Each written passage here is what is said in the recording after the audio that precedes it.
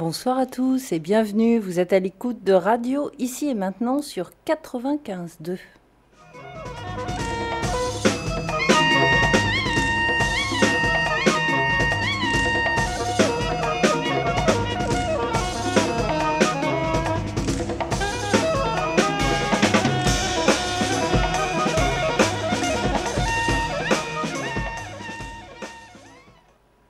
Ce soir, j'accueille Laurent. Laurent, bonsoir. Bonsoir Clara. Alors Laurent, tu viens ici, Non pas en- non pas en tant qu'animateur radio comme d'habitude, mais comme fondateur d'une association qui s'appelle La Salamandre et qui propose bientôt une marche. Effectivement. Donc c'est l'association que j'ai créée en été 2013 et différentes activités à travers cette association, notamment dans le cadre de développement personnel ou d'événementiel. Et effectivement, j'ai eu l'occasion de proposer en partenariat avec Bertrand Leroy, auteur de La Porte mystérieuse du Mont-Saint-Michel, d'effectuer une marche. C'était donc du 25 mai au 29 mai. On a eu l'occasion, dans le cadre de Énergie Positive, d'effectuer une sorte de petit débriefing un mois après cette marche, de ceux et celles qui avaient effectué cette marche, de voir ce qui s'était passé pour eux dans leur vie, de ce qu'ils en avaient pensé avec le recul. Cela avait été très intéressant et en même temps, ayant vécu cette marche du 29 mai, du 25 au 29 mai, j'ai beaucoup apprécié d'un point de vue personnel. Et l'occasion donc m'est donnée à nouveau de proposer aux auditeurs et à ceux qui le désirent d'effectuer à nouveau cette marche vers le Mont-Saint-Michel du 25 septembre au 29 septembre. Alors, est-ce que ces dates correspondent à quelque chose de particulier? Oui, effectivement, alors celle du 29 mai, c'était le jour de l'Ascension. Je trouvais que la symbolique était belle. Et celle du 29 septembre, c'est celle de la fête des archanges. Donc c'est pas uniquement la fête de l'archange Michael ou l'archange Gabriel ou d'autres, hein, c'est tous les archanges. Donc c'est une date un peu particulière, effectivement. Moi qui aime bien aussi la symbolique, comme avec Pierre Jovanovic, pour situer un petit peu, en 2008, donc le 29 septembre 2008, c'était cette fameuse crise économique qui commençait avec la chute de Wall Street, avec moins 777,7. Alors c'est intéressant effectivement, puisque cette symbolique, pour des traders qui aiment jouer au casino régulièrement tous les jours, et bien d'avoir un moins 777, alors que ce même nombre en positif, 777, c'est le symbole pour celui ou celle qui va jouer au casino du jackpot. Eh bien, la symbolique là a été très forte. Donc, on va dire que ce 29 septembre 2008, de surcroît, était, j'allais dire, synchronisé avec une fête juive très importante. Je ne me rappelle plus laquelle c'était, mais voilà, ce 29 septembre, fête des archanges, c'est l'occasion de se retrouver au Mont-Saint-Michel. Alors pourquoi le Mont-Saint-Michel? Je vais essayer de répondre à des questions qui m'ont été posées suite à la proposition que j'ai faite de la marche du 29 mai, parce que certaines personnes y voient une connotation religieuse. Alors il ne s'agit pas du tout de religion. On peut très bien être athée. Faire cette marche a pour but de prime abord déjà de se rencontrer. Et quand je dis se rencontrer, c'est pas forcément se rencontrer avec d'autres personnes, c'est aussi se rencontrer soi. Et peut-être que lors de cette marche, quand je parle de se rencontrer, il s'agit d'un effet miroir. Parce que des fois, le groupe peut s'avérer relativement important, qu'on n'a pas le temps de faire connaissance avec tout le monde. Au sein de ce groupe, on était une trentaine donc, pour la marche du 29 mai. Et durant ces 4 jours de marche, puisque pour faire écho à celle du Mont-Saint-Michel, on était parti le 25 mai, au matin, de Champ-Secret, c'est en Basse-Normandie. On arrive donc le 28 mai. On était arrivé le 28 mai et donc le 29 mai, c'était l'occasion donc de la fête de l'Ascension, d'aller assister aux odes qui sont des chants a cappella. Il y a des nonnes et des moines qui sont présents dans la basilique et c'est merveilleux. Je connaissais pas, hein, c'était vraiment la première fois que j'y assistais et c'est quelque chose de magique. Donc voilà, à voir, à vivre. Et puis je reviendrai sur ce que représente le Mont Saint-Michel, je dirais peut-être d'un point de vue un peu plus scientifique. Mais au-delà de ça, C'est donc l'occasion de rencontrer des personnes. Là, on est, par exemple, avec les émissions qu'on peut faire à la radio ou d'une manière générale, dans le fait du partage. Mais un partage qui reste virtuel, même s'il y a la parole qui est jointe, c'est toujours intéressant, bien évidemment. On peut partager des idées, des concepts, etc. Mais aussi de rencontrer des gens, des personnes, c'est autre chose. Les réseaux sociaux ont ça aussi de formidable, c'est de pouvoir mettre en correspondance ceux et celles qui en sont en affinité. Et donc, lorsqu'on était parti pour cette marche du 29 mai, de rencontrer des personnes qui étaient dans, j'allais dire, une même énergie, avec des centres d'intérêt plus ou moins communs, et l'envie de se retrouver, de voir qui sont en affinité avec nous. Et dans ce sens-là, il y a eu de très belles rencontres, bien évidemment. C'est aussi, comme je le disais, l'occasion de se rencontrer soi. La marche a quelque chose de merveilleux qui a été connu il y a encore de cela longtemps, et de toute façon on n'a jamais vraiment perdu cela, parce que quand on regarde l'être humain, quand il a un peu de temps libre, qu'on s'assoit avec des amis, de la famille, bah, qu'est-ce qu'on fait? On va marcher tout simplement. La nature, le contact avec la nature est très importante. Il suffit de regarder par exemple dans les parcs, ou que ce soit dans les différentes forêts qui entourent les grandes villes. Les gens ont l'occasion de prendre la voiture, de se déplacer le week-end pour aller à la campagne, entre guillemets, ou à la forêt, de reprendre un petit peu connexion avec la nature, avec ses propres racines en même temps, parce qu'on n'est pas séparé de la nature, on est la nature. Donc de faire cette marche, eh bien, c'est effectivement de prendre un sac à dos très peu chargé, parce qu'on fait quand même entre 23 et 30 km par jour. Donc si au total des 4 jours de marche, il y a 100 km, bah, on va dire que c'est du domaine du raisonnable, hein. On se met en route le matin, généralement vers les 9 heures, et puis on arrive le soir sur les coups de, j'allais dire 18 heures, et chacun marche à son rythme, tout en gardant une cohésion de groupe, de façon à ne pas laisser ceux et celles qui peut-être auraient des difficultés à marcher, parce qu'il y a de tout, et ça va dans tous les âges. Ça peut Oui, être parce que j'allais te poser cette question justement. Est-ce que cette marche s'adresse même à des personnes qui n'ont pas l'habitude de marcher dans l'année? Parce que c'est quand même pas rien, 25 à 30 kilomètres par jour, ça fait quand même 7 heures de marche. tout à fait. Eh ben, écoute, de ce que j'ai pu moi en constater, des personnes qui n'avaient pas l'habitude de venir marcher et qui sont venues témoigner lors un peu du débriefing que j'ai pu faire avec Bertrand Leroy, et des personnes qui avaient expérimenté cette marche, des personnes qui n'avaient pas du tout l'habitude de marcher, qui ne s'en sentaient pas forcément capables, qui souhaitaient baisser les bras au bout de quelques heures de marche le premier jour, et puis qui sont allés jusqu'au bout. Donc en fait, euh, marcher, c'est dans l'objectif qui est d'aller d'un point A à un point B, en l'occurrence le Mont Saint-Michel.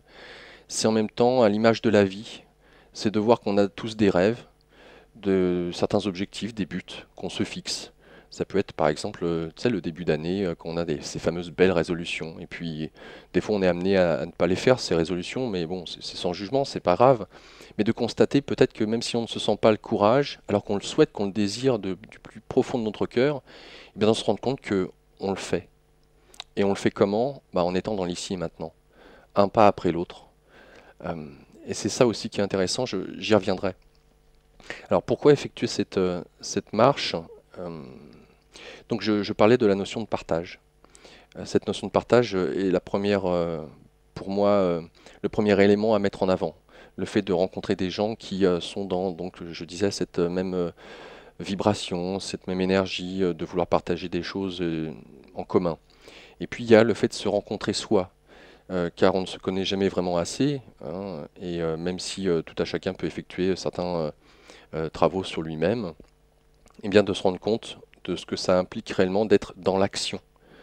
Et il y a dans la symbolique de la marche, je dirais une connotation très forte avec ce que nous sommes en tant qu'être humain. Pourquoi? Alors, il y a les battements du cœur. Et ces battements du cœur ont une importance très grande, et on ne se rend pas compte lorsque l'on marche. En tant qu'occidentaux, on est souvent porté sur la réflexion. Le mental est très fort chez nous, en tant qu'Européens, on manie des concepts, on manie des idées, et même si c'est un de nos atouts, un élément très important, eh bien cela a tendance en même temps à nous couper de nos émotions, de nous couper de notre ressenti, de notre corps, de notre sensibilité. De par notre legs familial, on se met des carapaces, on se réfugie dans des je ne dois pas sentir. parce qu'on a vécu certaines choses traumatisantes, hein, tout à chacun on a des traumas. Et le fait de marcher, surtout quand l'effort, je dirais, est soutenu dans le temps, eh bien, il y a au niveau du mental une sorte d'accalmie qui s'opère. Et c'est pour ça qu'on parle de travail alchimique quand on fait ces 4 jours. Il y a différents paysages qui sont traversés et qui d'une journée à l'autre ne se ressentent pas du tout. Et notre attitude, sans que l'on s'en rende compte, va changer tout au long de ces 4 jours de marche. J'avais eu l'occasion de rencontrer des personnes qui ont fait leur service national. Et lorsque je leur avais mentionné cette idée de partir marcher avec un sac à dos, de me dire: «Oh non, non, marcher, ça je connais, j'ai fait, franchement, ça va, j'ai donné». Or, le contexte est différent déjà d'une part, et d'autre part de mettre en lumière ce qui se passe dans notre corps. Donc je parlais des battements du cœur. Euh, Lorsque l'on marche, chacun a un rythme différent. Et il est à noter que le fait de la marche en elle-même, c'est d'avoir un pied qui est posé au sol, et le fait de mettre un pied en avant, bah, finalement on est en déséquilibre. Et durant quelques instants, on est en déséquilibre avant qu'à nouveau il y ait un équilibre qui se fasse, qui est très sommaire, très rapide, avant qu'à nouveau le pied qui est en arrière se lève, à nouveau un déséquilibre qui se pose, et ainsi de suite. Donc il y a alors j'allais dire dualité, mais c'est pas une dualité finalement, c'est à l'image de la vie, du positif, du négatif, du féminin, du masculin, du yin, du yang, de l'inspire, de l'expire, et bien évidemment dans cette marche saccadée, dans ce rythme qui s'opère, eh bien il y a tout un- un élément ou des éléments biochimiques qui vont s'opérer dans notre corps. Et c'est là où on va parler de cohérence cardiaque. Lorsqu'on était fœtus dans le ventre de notre mère, et ça c'est le docteur Servan-Schreiber, David Servan-Schreiber qui en parlait très bien, pour parler de la cohérence cardiaque, il, euh, il a mis cette image en avant qui pour moi est une évidence, et qui comme une réminiscence de ce qui nous a connectés directement à la vie dans nos souvenirs inconscients, j'allais dire. Lorsqu'on était donc ce fœtus, on était dans cette poche d'eau, ce placenta, avec tout ce que cela peut contenir des vibrations du cœur. Il n'y a qu'à voir lorsqu'on aime se pencher sur la poitrine d'un homme ou d'une femme que l'on aime, d'entendre les battements du cœur.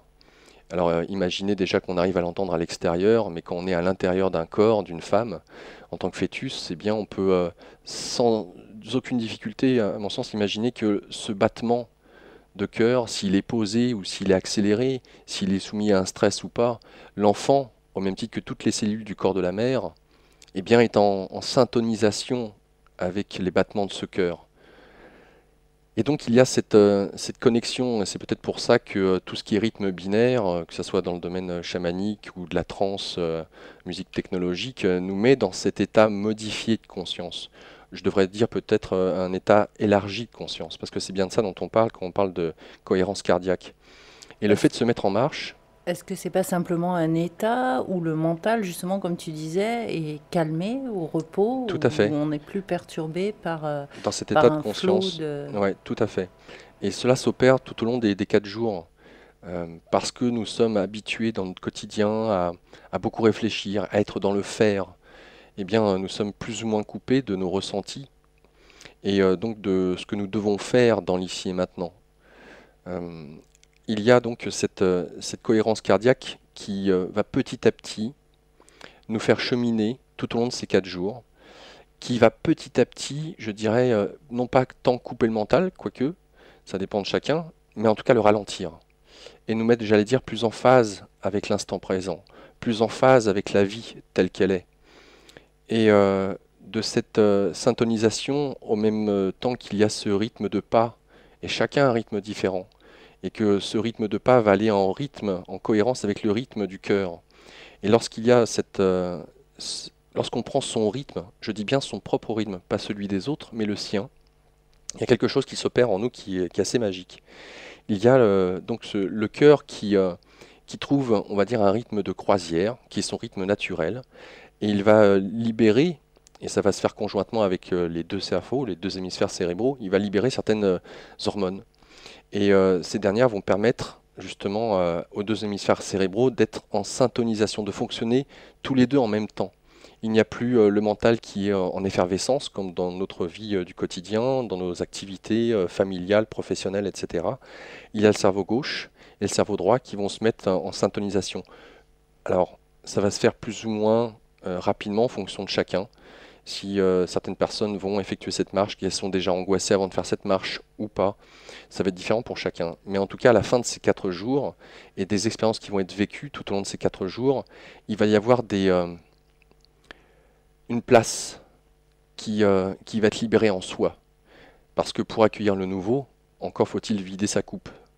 Et l'objectif, peut-être s'il y a un objectif, mais il se fait sans même y penser, c'est le cas de le dire, eh bien se fait en vidant sa coupe au bout de 4 jours. On a l'esprit calme, serein, et que par rapport aux problèmes qu'on peut rencontrer dans notre vie, eh bien il y a des évidences qui arrivent, qui nous apparaissent alors qu'elles n'étaient pas présentes, ces évidences, auparavant de notre manière d'aborder la vie, de notre hyperactivité cérébrale, de ce mental qui est tout le temps en train de vouloir contrôler, de vouloir qualifier, encadrer, etc.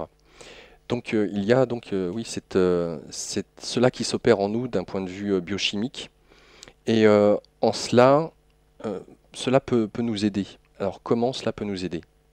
Parce qu'une fois qu'on a fait ces 4 jours de marche, il y a un retour à la vie du quotidien. Mais ça, j'y reviendrai juste après. Après, il y a un autre élément qui vient se rajouter à ce qui se passe dans notre corps, à cette harmonisation du cœur, harmonisation de nos hémisphères cérébraux qui viennent s'opérer. Il y a aussi le chemin. Et j'ai eu l'occasion, à travers différentes expériences, de me rendre compte que l'être humain, foncièrement, est un pèlerin. Nous sommes faits pour bouger, nous sommes à l'image de l'eau. Et l'eau, elle est mouvante, elle se coule, elle se meut. Et l'être humain est cela. Nous sommes la vie et la vie coule. Lorsqu'on regarde d'ailleurs une eau qui est morte, eh bien cette dernière, on peut voir qu'elle ne circule pas. C'est une mare, c'est une eau qui croupit, qui ne vit pas. Même s'il peut y avoir une autre forme de vie qui se génère à partir de là, mais ce n'est pas l'image que je voulais en donner. Mais voilà, nous sommes des pèlerins, nous sommes des êtres en chemin sur cette terre. Et cette terre, qui elle-même, j'allais dire, tourne autour du Soleil, autour de cette Voie lactée, eh bien, elle a eu l'occasion, de par son réseau électromagnétique, de créer alors, le réseau, le champ Hartmann, et puis il y a Schumann, bien évidemment.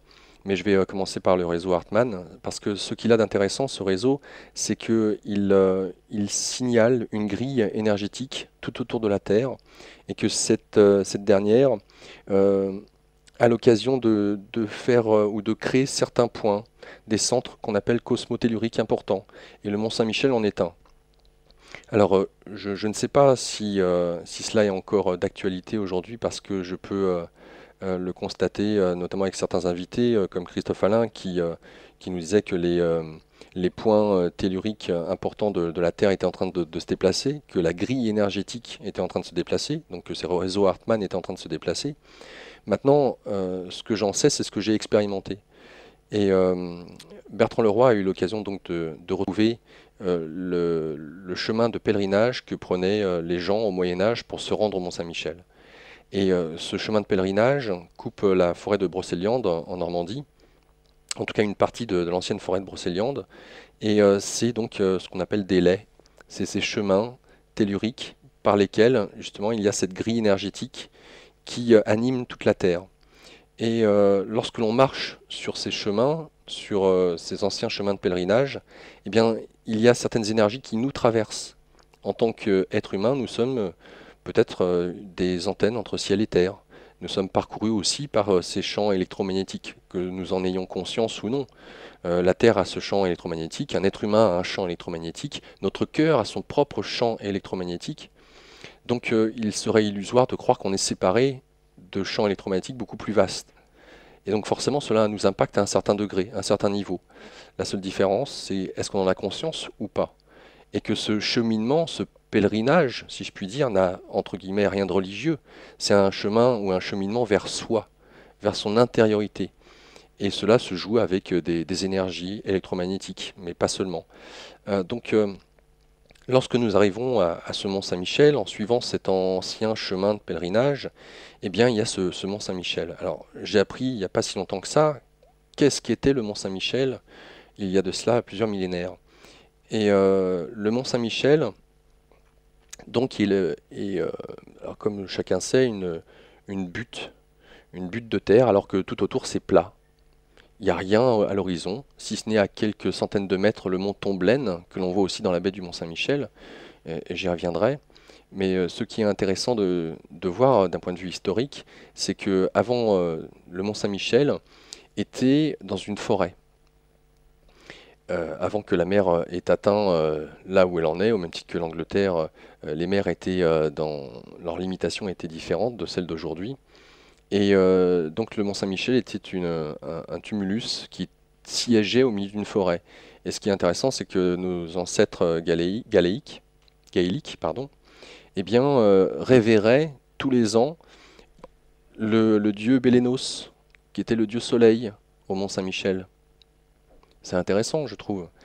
Mm. Donc il y a toujours cette connotation, on va dire, plus ou moins cosmique dans ce que cela peut représenter. Le soleil, c'est la source, c'est la lumière, et chacun peut y voir ou y mettre derrière les archétypes possibles, imaginables. Quand on parle de l'archange Saint-Michel, c'est bien l'énergie du ciel qui descend sur la terre, puisque ce que fait Saint-Michel, c'est qu'il terrasse le dragon.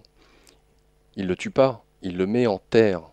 C'est donc l'énergie cosmique qui rejoint l'énergie tellurique de la Terre. Et c'est pour ça que c'est intéressant de voir qu'il y a ce monticule qui, on va dire, un centre énergétique très important en France. Donc là aussi, il n'y a rien de religieux de prime abord, ce qui n'empêche pas qu'on puisse croire aux anges, aux archanges si on le souhaite. Alors maintenant, je vais aborder cette basilique et ce qu'elle représente. L'être humain, et ça je peux faire référence à Patrick Buriensteinas notamment, il a tout un film sur le voyage alchimique, dont un des DVD sur les 7 qui parle du Mont Saint-Michel. Le Mont Saint-Michel et la basilique a été construit autour d'un puits qui se trouve donc et qui traverse le Mont Saint-Michel. Et ce puits donc est une manière où l'énergie cosmotellurique circule. Et ce qu'a fait l'être humain en construisant ce qu'il a construit tout autour, c'est une manière de canaliser cette énergie. Car si elle n'était pas canalisée, elle serait dangereuse pour l'être humain. Et si vous voulez, en tout cas, une explication de pourquoi elle pourrait être dangereuse, eh bien, il y a la même au mont Tomblaine. Et le mont Tomblaine est fermé au public. Il est entouré de barbelés. Il est sous réserve militaire. Parce que, dit la légende, bien entendu, je ne l'ai pas vérifié, c'est que des personnes y seraient allées et seraient devenues folles. Donc on voit peut-être là, je dis bien peut-être, hein, la distinction entre une énergie ou un centre cosmotellurique qui a été canalisé par des constructions comme cette basilique, cette cathédrale, qui permet, tel un instrument de musique, de pouvoir répandre cette énergie sur l'assemblée, sur l'assistance des gens présents, et de pouvoir, j'allais dire, peut-être les nettoyer. Quand je dis peut-être, là aussi, je renvoie à bon nombre de travaux qui ont été effectués, que ce soit sur les sites cosmotelluriques ou d'autres travaux qui ont pu être faits sur l'alchimie, et Patrick Buriensteinas, là, nous en parle très bien, hein. Donc voilà ce qu'il peut peut-être se passer. Lorsque on marche durant ces 4 jours, on épuise le mental, on met en syntonisation euh, cette cohérence cardiaque, on met en syntonisation nos deux hémisphères cérébraux, on se rend disponible pour quelque chose de plus grand, on se rend disponible pour accueillir quelque chose de plus grand lorsque l'on se trouve au Mont Saint-Michel, et de surcroît à une date particulière.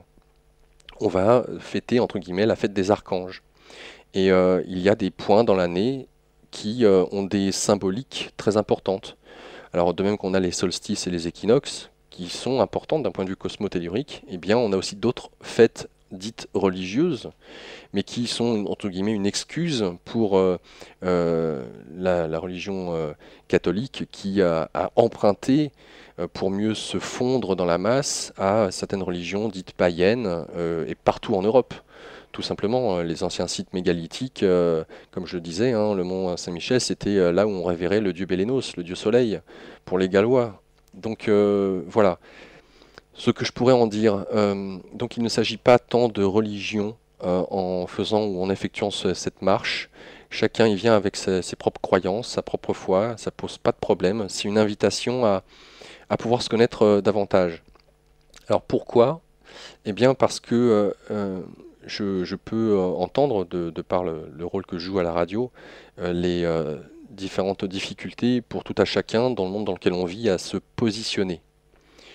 Et quand je dis peut-être se positionner, j'entends par là des, de la colère qui peut nous animer lorsqu'on prend conscience qu'on a été, entre guillemets, trompé, lorsqu'on prend conscience que ce en quoi on croyait, politique, l'économie, les amis, la famille, eh bien s'écroule. Que les bases sur lesquelles on pouvait à un moment donné se reposer, eh bien ne sont plus là. Et quand on prend conscience de cela, il y a plusieurs éléments qui peuvent s'opérer. Et la première chose qui s'opère généralement, je parle de généralité, c'est la colère. Et cette colère, on peut la traverser. On peut en faire quelque chose de créatif. Créatif dans le sens de je crée avec cette énergie de colère, mais je crée quelque chose de positif. Car être contre quelque chose, c'est lui donner de la force. Donc il s'agit de trouver sa place. En fait, c'est ça. Ce chemin, ce entre guillemets pèlerinage vers soi, est un moyen de trouver sa place. Si, à mon sens, et ça n'engage que moi bien évidemment, tout à chacun sur cette terre, mais commençons déjà par ceux qui nous entourent, avec qui on peut partager, eh bien, peuvent trouver leur place, eh bien, à partir de là, si chacun était à sa place, il n'y aurait pas la misère sociale, il n'y aurait pas la misère morale, la misère affective, il n'y aurait pas la misère émotionnelle, il n'y aurait pas la misère des corps, euh, parce qu'on ferait les choses dans la joie. Parce qu'on serait, en amont de faire, on serait la joie, on serait dans sa joie. Et ça ne veut pas dire ne pas être entre guillemets en résistance, si je puis dire. Mais en résistance, c'est pas le terme est pas exact. Il ne s'agit pas d'être contre quelque chose. Là, en ce moment, je suis en train de regarder la série des Star Wars, Clone Wars, la série des dessins animés qu'a fait George Lucas, qui est exceptionnel, en dehors du fait que les Star Wars sont très révélateurs, ils sont, on va dire, copier-coller du mythe de héros, qui a eu l'occasion de parler, de mentionner, entre autres, Luc Biget, qu'on a reçu, toi et moi, me semble-t-il. T'avais pas reçu Luc Biget? Je ne crois pas, non. D'accord. Donc voilà, il y a cette possibilité de se découvrir. Et on peut, entre guillemets, jouer ou interpréter, si c'est sa voie, si c'est son chemin et si c'est sa joie, entre guillemets, un guerrier. Être, on va dire, créatif, œuvrer pour quelque chose qui nous porte, qui nous fait du bien, et mettre en déroute, je dirais, peut-être l'énergie qui était contraire ou qui souhaitait une confrontation, qu'on pourrait qualifier d'énergie négative, mais même ça, c'est peut-être un leurre. Donc, pour tous ceux qui ne savent pas leur place, pour tous ceux qui ont plus de questions que de réponses, eh bien, il s'agit, durant cette marche vers le Mont Saint-Michel, de trouver soi-même les réponses. Euh, alors, chacun vit la marche différemment. Chacun le vit différemment, d'une part, par les affinités qu'il va attirer parmi les personnes qui seront présentes. Comme je le disais tout à l'heure, on ne sera pas même de rencontrer tout le monde et d'approfondir chaque relation. Il y a beaucoup de monde à rencontrer. Et en même temps, ce qui est intéressant, c'est peut-être de se dire que l'extérieur est un reflet de notre intériorité et que les gens que nous allons rencontrer sont des parts de nous-mêmes qui vont quelque part, sans en avoir l'air, nous donner des informations importantes sur nous-mêmes, sur ce que nous devons faire dans notre vie par rapport à des situations, des difficultés qu'on rencontre, où on pense ne pas avoir de solution. Des gens qui vont nous inspirer, qui vont confirmer certains ressentis, certaines intuitions. Donc des solutions qui vont être données pour celui qui peut-être sait écouter. Mais en tout cas, le fait de savoir écouter va se faire d'autant plus facilement que le mental va être mis à rude épreuve dans le fait de marcher. Parce qu'on va être concentré sur l'instant présent. Parce que ce à quoi nous ramène la marche, c'est où est-ce que je pose mon pied. Si je veux pas me casser la figure, si je veux pas me fouler la cheville, c'est d'être ici et maintenant. Et il n'y a pas le choix. parce que on part le matin et qu'il s'agit d'arriver le soir pour pouvoir se reposer, monter les tentes, manger, etc. Donc il y a un objectif à atteindre. Et cet objectif, on constate, peut-être pour ceux qui doutent d'eux-mêmes, c'est qu'en mettant un pas après l'autre, quand bien même il y a des racines sur le chemin, quand même il y a des pierres sur le chemin, que ça fait des détours ou que ça soit en ligne droite et qu'on n'en voie pas le bout, de toute façon, il y a cet objectif du bivouac le soir. Et qu'on ne peut y arriver réellement et le plus en paix avec soi qu'en mettant un pied devant l'autre, sans se projeter, et en faisant attention où on met notre pied. Et c'est vraiment à l'image de la vie. Pour moi, le fait de se mettre en marche, c'est à mon sens une super belle métaphore de la manière dont on devrait aborder notre vie dans le quotidien. On peut avoir des objectifs. Là, en l'occurrence, c'est marcher au Mont-Saint-Michel, c'est de se retrouver là-bas, c'est le but. Mais maintenant, chacun a des buts différents dans la vie. Maintenant, comment accéder à notre but? La plupart du temps, on ne se met pas en marche vers notre but, vers notre rêve. Pourquoi? Parce qu'on anticipe, on se projette en disant, bah voilà, là je peux pas me mettre en marche parce qu'il me manque tel élément. Là je peux pas parce que c'est comme ci, parce que c'est comme ça. Bref, on se trouve toutes les excuses du monde. Maintenant, le fait de faire ce chemin, de cheminer, de mettre un pied après l'autre, et bien là, petit à petit, on se rend compte que on n'a pas besoin de se projeter, que de toute façon, c'est le chemin qui va nous indiquer où poser notre pied. C'est l'instant présent qui va nous dire, tiens, t'as vu, là, il y a une pierre, ou là, t'as un trou. Donc, l'instant présent te demande d'enjamber la racine, d'enjamber le trou. Et ça, on ne peut pas l'anticiper à l'avance. De même que les rêves qui sont les nôtres, on ne peut pas anticiper les problèmes, tous les problèmes qu'on rencontrera, ou les épreuves, les barrières qu'on rencontrera. Et que chaque barrière, peut-être, est là pour nous dire, bah non, ça sera plus facile si tu passes à côté. Tout simplement. Donc, laisse-toi porter. L'instant présent te demande de mettre le pied là, mets-le là. Cherche pas à vouloir le mettre là où ça va faire mal, quoi, grosso modo. Et, et donc, c'est l'occasion de se découvrir une force. C'est l'occasion d'apprendre à couler avec la vie. C'est peut-être ça le plus important. Et donc de trouver sa place. Et de se mettre en joie parce que c'est pas tant le fait d'être au Mont-Saint-Michel qui est le plus important. Parce qu'une fois qu'on est là-bas, qu'est-ce qu'on fait? Ben, on repart. Et qu'est-ce qu'on a gardé? Bah, c'est toutes ces rencontres. Qu'est-ce qu'on a gardé? C'est tous ces événements. C'est la joie des paysages. C'est la pluie sur nos visages. C'est le soleil qui nous illumine. C'est ça qui est réellement important. C'est le chemin. C'est pas tant le but. Le but est une excuse, à l'image de peut-être ce que devraient être nos vies.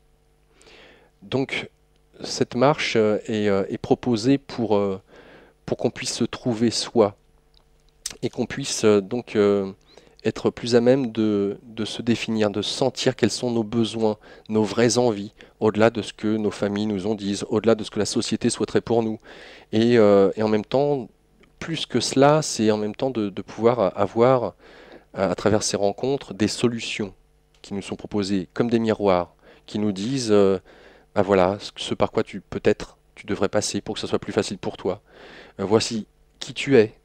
Il y a peut-être des choses qui ne sont pas agréables vraiment à voir, mais d'en prendre, d'en prendre conscience, même s'il y a la colère qui de prime abord pourrait surgir, eh bien c'est, comme je le disais, l'occasion de transmuter cette colère en énergie créatrice.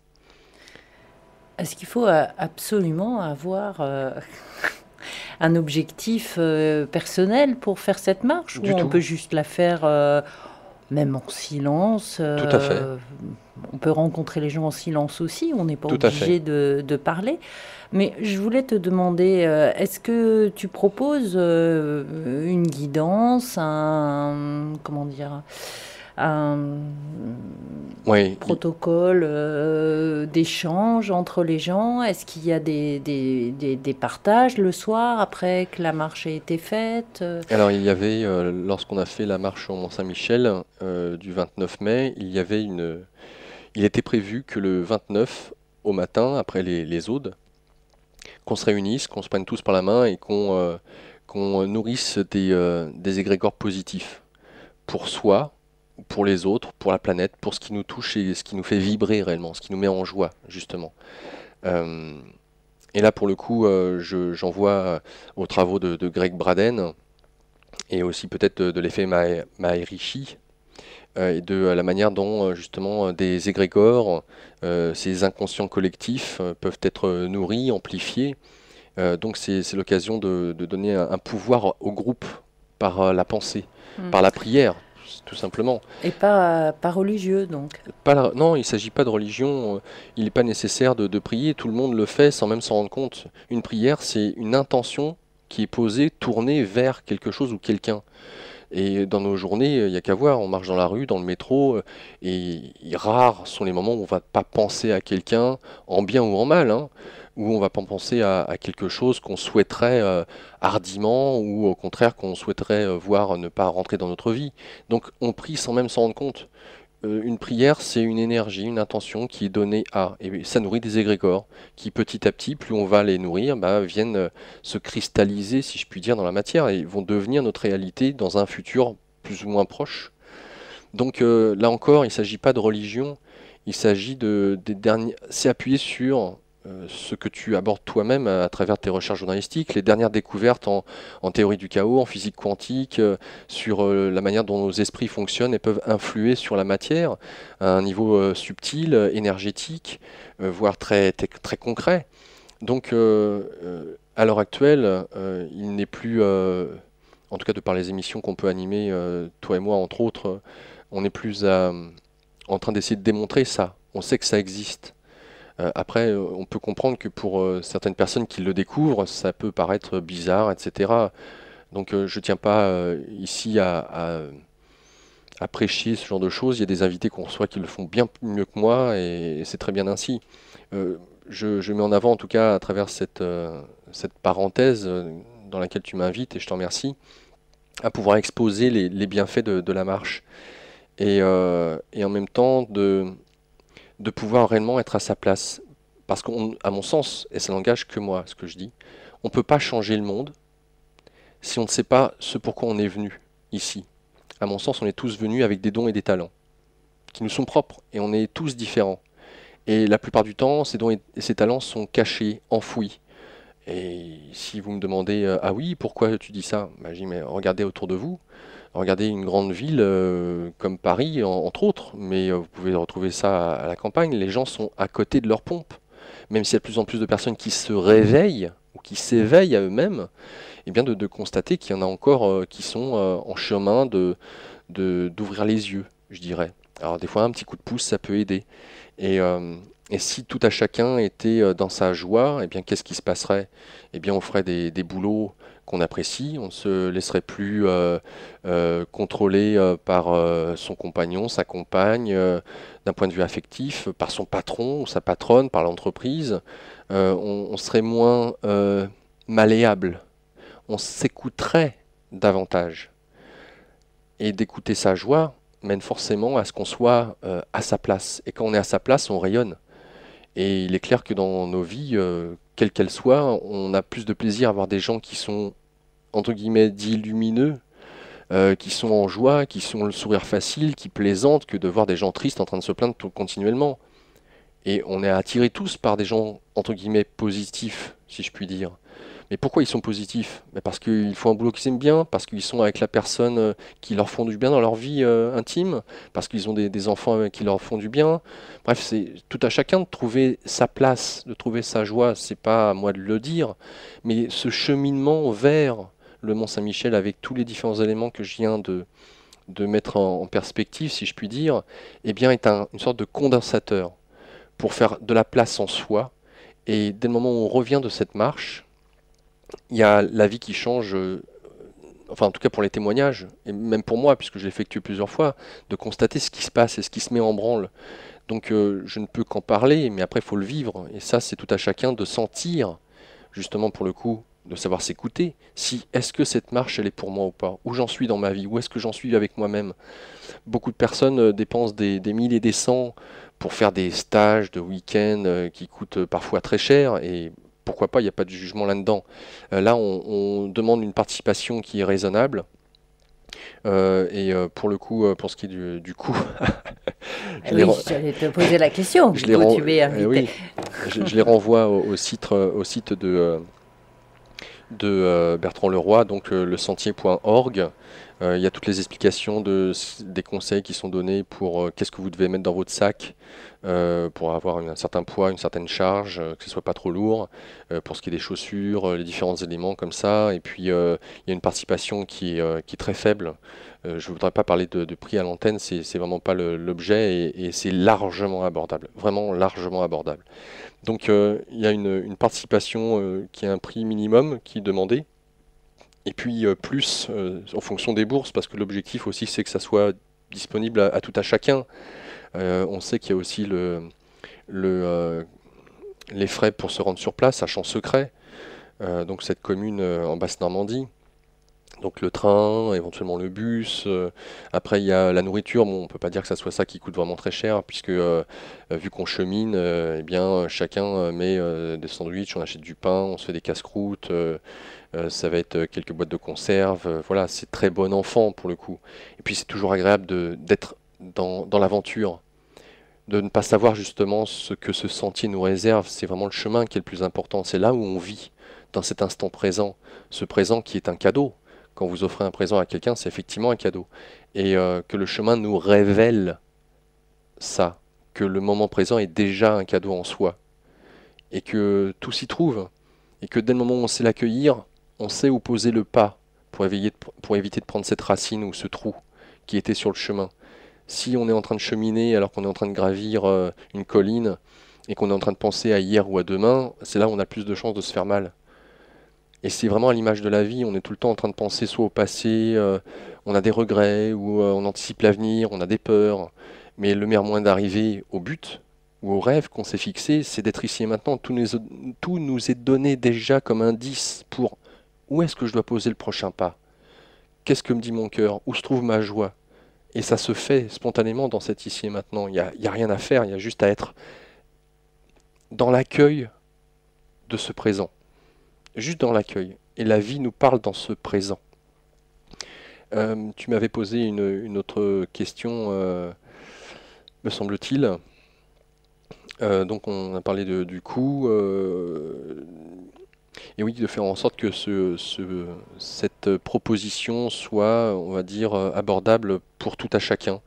Donc le tarif en lui-même n'est pas élevé et de pouvoir faire participer ceux et celles qui sont des fois en difficulté financière. Que dire d'autre? Je pense que j'ai dit l'essentiel, en tout cas pour moi. Est-ce que toi, tu as des questions, Clara? Euh, Tu nous parlais du site lesentier.org. C'est le site sur lequel il faut s'inscrire ou c'est le site sur lequel il y a... Alors, il y a la possibilité, alors il y a les informations sur qu'on doit mettre dans le sac, etc.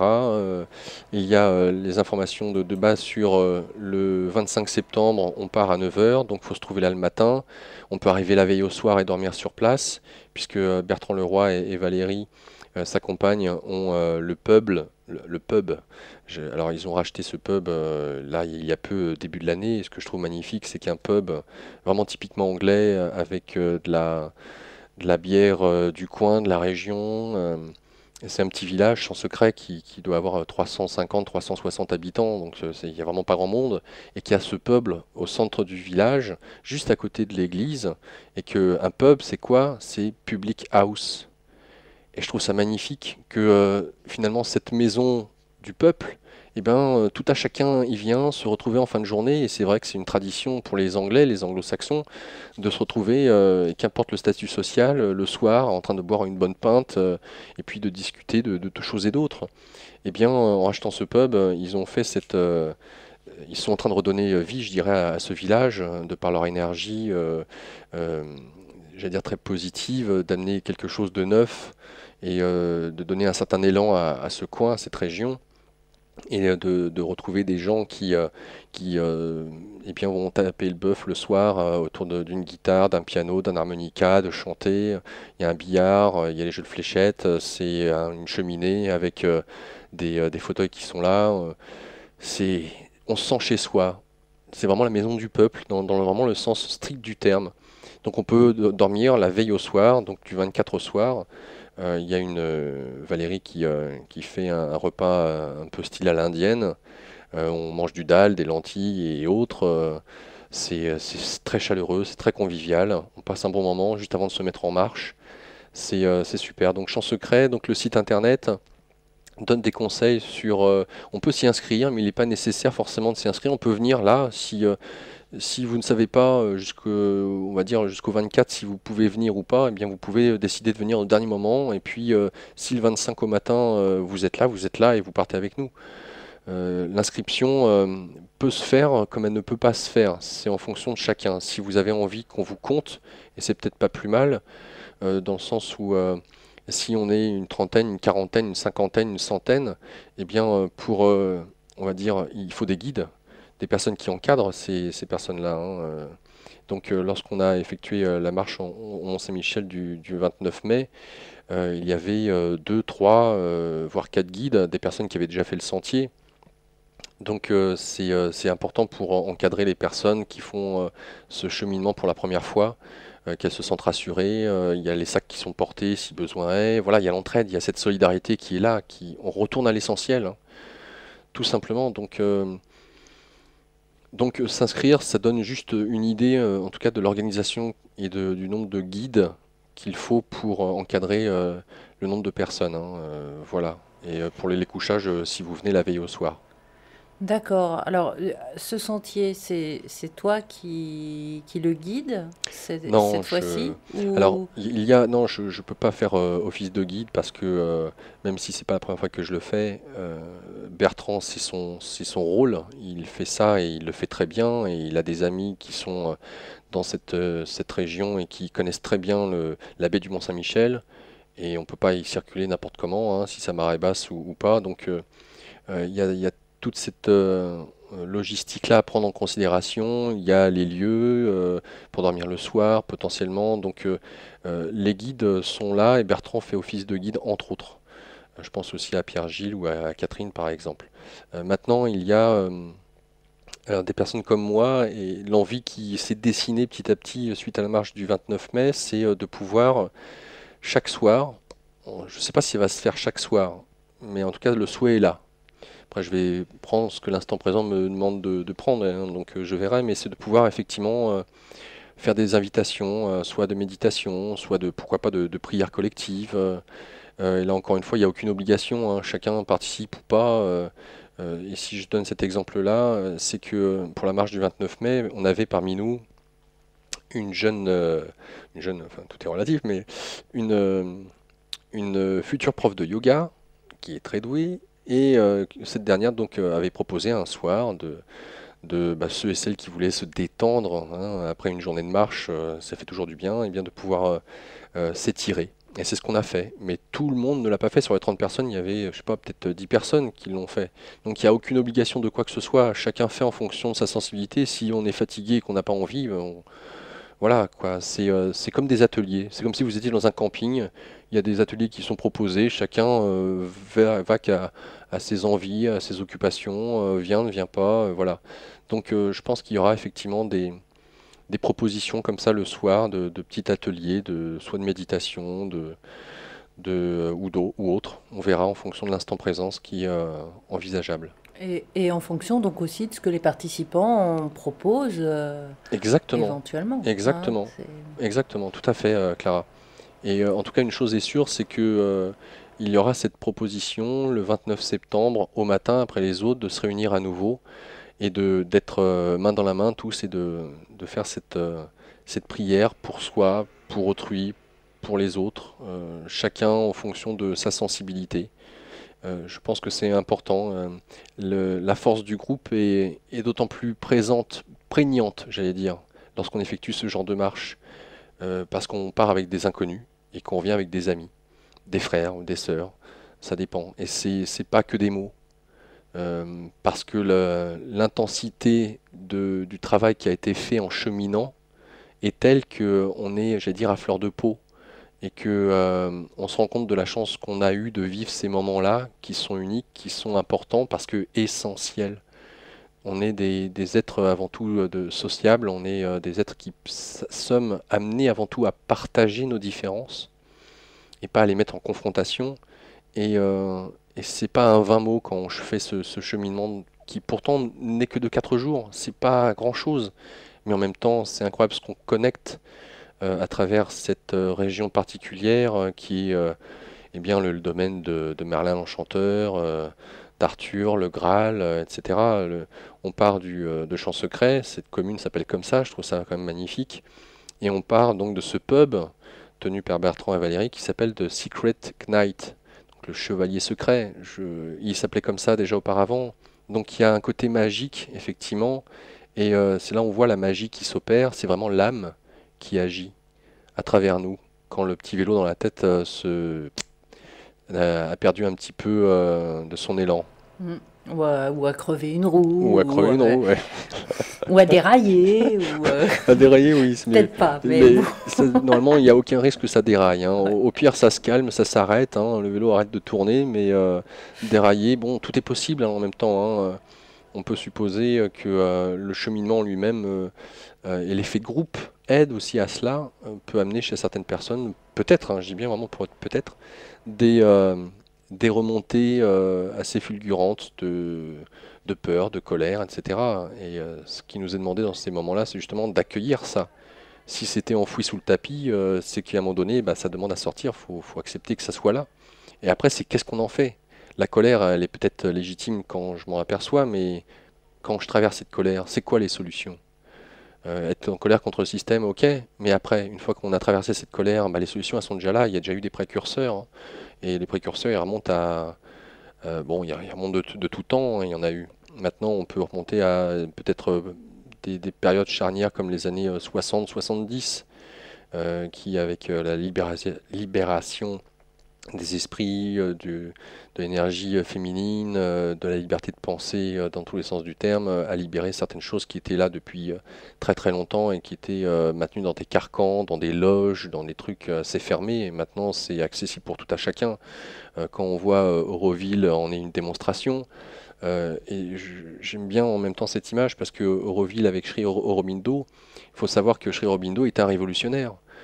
Il avait été dans les grandes écoles anglaises, il avait appris pour être justement un administrateur de l'Empire britannique en Inde, donc une famille un peu bourgeoise, relativement aisée, quoi, du fait d'avoir été, me semble-t-il, brahmane dans sa lignée.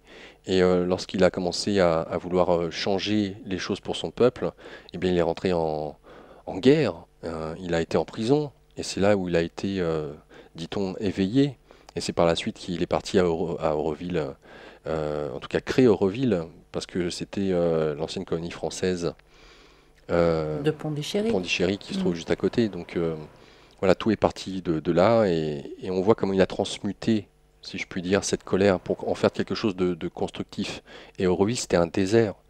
On a eu l'occasion de faire aussi des émissions là-dessus, mais je peux aussi prendre Finn Horn en Écosse, qui est exactement pareil avec Eileen Cady et son compagnon de l'époque. Ils sont arrivés dans un endroit, il n'y avait rien qui poussait. Et ils ont réussi à faire en sorte de créer une autre manière d'avoir un rapport aux plantes, d'avoir un rapport à la vie et de pouvoir transmettre cette manière d'être à soi et au monde. Donc les précurseurs ont été là, ils ont bien déblayé le terrain, ça n'a pas été facile pour eux. Aujourd'hui, tout est là pour qu'on prenne ces outils-là et qu'on se les attribue très rapidement. Donc autant peut-être que il fallait attendre, puisque je fais allusion à Linkadi ou Sri Aurobindo est maire, il fallait peut-être attendre d'avoir 50, 60 ans pour commencer à se poser. Maintenant, allez, ceux qui ont la quarantaine, eh bien, ils ont ces outils-là en main et c'est beaucoup plus facile. Et puis je vois la nouvelle génération avec Lisandre, eh bien, ils en sont là quasiment où j'en suis à 40 ans. Et ça va être encore mieux avec les nouvelles générations qui arrivent. Donc ils vont avoir 10 ans, que déjà ils vont savoir où se trouve l'essentiel et ils vont y aller vite sans se poser trop de questions. Et tant mieux. Donc voilà, faire perdurer un petit peu cette flamme que nos aïeux ont pu nous faire passer et puis la faire fructifier, quoi, tout simplement. Nous rappeler qu'en tant qu'Homo sapiens, on marche Tout simplement. depuis la préhistoire, Eh oui, hein. on va dire. Ouais. On est là vraiment pour cheminer, on est des pèlerins, et dans cette notion de pèlerinage revient cette phrase, je sais plus, d'un Amérindien qui nous disait, je pense que tu le diras certainement mieux que moi, que nous sommes juste des locataires sur cette terre. Et C'était Jean-Louis Aubert, ça. Non, non, non, non, non, non, non, non, non, un Amérindien qui parlait de ces générations, que en fait la Terre ne nous appartient pas, nous Oui, l'empruntons à nos enfants. à nos enfants, Mm. merci. Donc voilà, c'est tellement vrai que la notion de pèlerin prend tout son sens quand, quand tu donnes cette phrase. J'entends le clic de la souris, donc voilà, je pense avoir dit. Quelle oreille!